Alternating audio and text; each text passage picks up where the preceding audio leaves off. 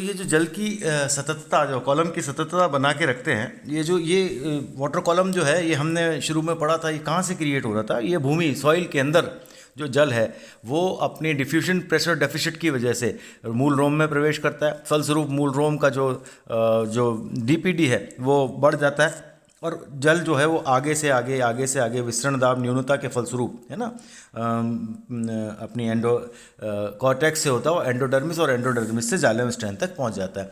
तो इस प्रकार का एक पुश वाटर का रूट जाइलम तक मेंटेन हो जाता है, जिसके फलस्वरूप रूट के जाइलम तत्वों में उपस्थित जल पर, सैप पर एक दबाव पड़ता है, और उस दबाव के फलस्वरूप सैप कुछ थोड़ा ऊपर की ओर पुश होता है। इसको हमने मूल दाब की संकल्पना बताया था, है ना। इसकी वजह से क्या होता है, कैपिलरिटी क्रिएट होती है, जिसमें आसंजन ससंजन बल की भूमिका है।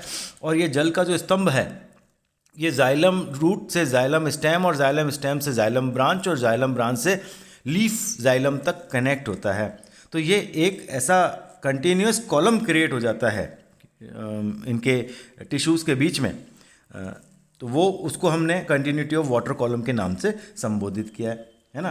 तो ससंजन असंजन बलों का मान इतना अधिक होता है कि पौधे में जल स्तंभ में 300 एटमॉस्फेयर, अभी मैंने आपको बताया था 250 के लगभग नापा गया है, कुछ पौधों में 300 एटमॉस्फेरिक भी नापा गया, और इसको सहन करने की क्षमता होती है ना। सामान्य दशा में दाब जल स्तंभ को 10 मीटर ऊंचाई को बनाए रखने के लिए पर्याप्त होता है, यानी 10 मीटर्स तक। तो ये जो पुल है, अगर ये है तो सफिशिएंट है, किसी चीज़ की ज़रूरत ही नहीं। जो पुल है वो मेंटेन रहता है, और बाकी साइफनिक मेथड से जो जल है वो अपने आप मूवमेंट कर सकता है, बस एक बार वहाँ तक पहुँच जाए। साइफनिक मूवमेंट आप जानते हैं, हम टंकियाँ कई बार घरों में खाली करते हैं, तो ऊंचाई पर टंकी होती है, उसमें एक पाइप डाल के और मुंह से पानी को या किसी तरीके से पानी को खींच देते हैं, फिर हम देखते हैं कि वो पूरी टंकी अपने आप ही खाली हो जाती है। तो ये siphonous way of emptying the system है, मतलब हम किसी टंकी वगैरह को जब खाली करते हैं तो ये जो होता है उसके द्वारा होता है। तो ससंजन व असंजन बलों के मान को देखते हुए यह पता चलता है कि यह बल गुरुत्व एवं घर्षण से उत्पन्न प्रतिरोध को भी सरलता से संतुलित कर देता है। बात समझ में आ गई? जो हमने पानी को निकाला है ना, वो किस पुल से आया था? टंकी से हमने नीचे खींचा, तो किससे आया वो?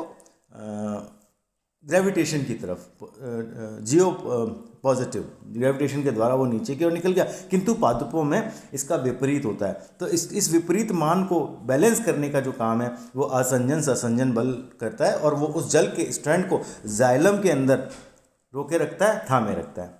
ठीक है।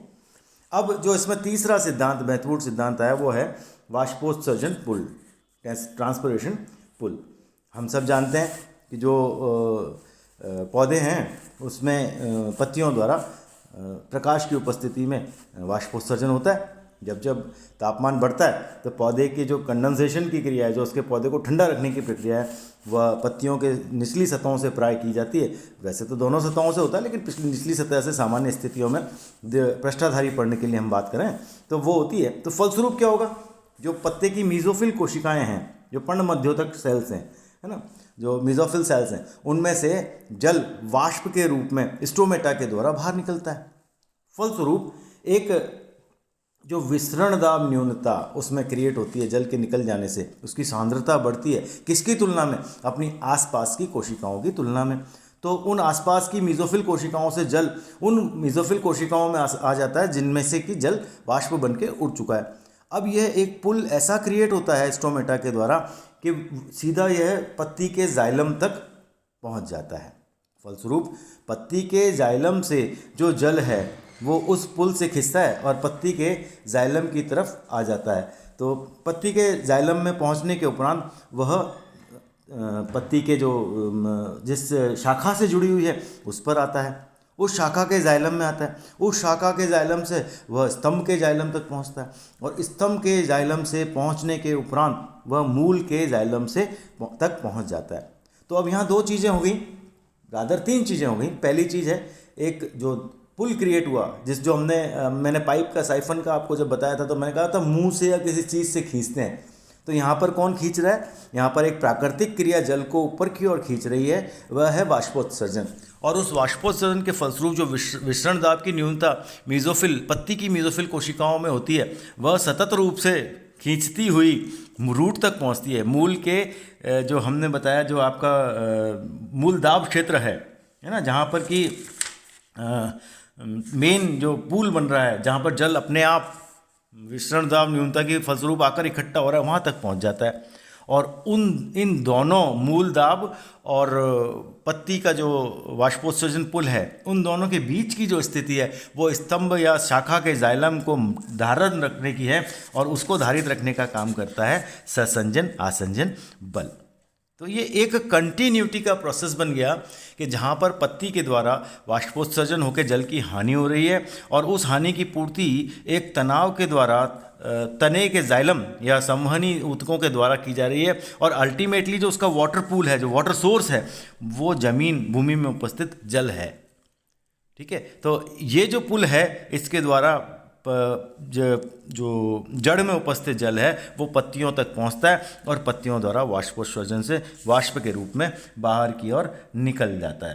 तो ये जो प्रक्रिया है ना, इसको फिर कई वैज्ञानिकों ने इसको अपने अपने प्रयोग के द्वारा इसको स्थापित किया और ये बताया कि दिस इज सफिशिएंट। ये जो सिद्धांत दिया गया है ये अपने आप में सफिशिएंट है ना। तो जेरमैन नामक वैज्ञानिक थे, उन्होंने बताया कि जल के अधिकतम संचालन के लिए 0.15 वायुमंडल प्रति मीटर दाब आवश्यक होता है।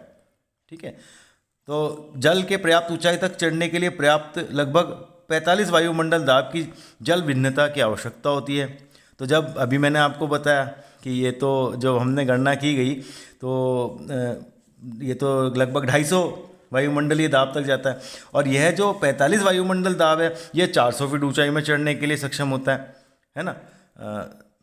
400 फीट के लिए तो पहले हमने पढ़ा था कि 13 वायुमंडलीय दाब ही सफिशिएंट होता है। तो आप सोचिए कि इससे जो pressure water potential difference create हो रहा है वह कितना सक्षम है ना। तो अब इन सब चीज़ों को समझने के लिए जो हमारा डायग्राम है वो मैंने आपको बताया और जो इस पुल से जल जो है वो अपनी सक्षम ऊंचाई तक पहुंचता है। अब हम इस सिद्धांत की थोड़ी सी कमियां या उनको कैसे सेटिस्फाई किया गया उसके विषय में अगले उसमें चर्चा करेंगे। धन्यवाद।